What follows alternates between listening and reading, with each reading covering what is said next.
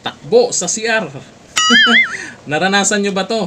Na yung CR na CR ka na, tapos may tao sa loob ng CR. Sus, pigil na pigil. Ang masama dito, yung nag-CR ay matagal pang makakalabas dahil malamang kakapasok lang, or ay kung ano ang ginagawa. Nako, matitingkayad ka talaga sa kapigil. Kasi pag hindi mo pinigilan yan, nako, yan o, yung pilit mong itulak pabalik, yung tinutulak mo siya pabalik, ewan ko kung kaya mo siyang itulak pabalik.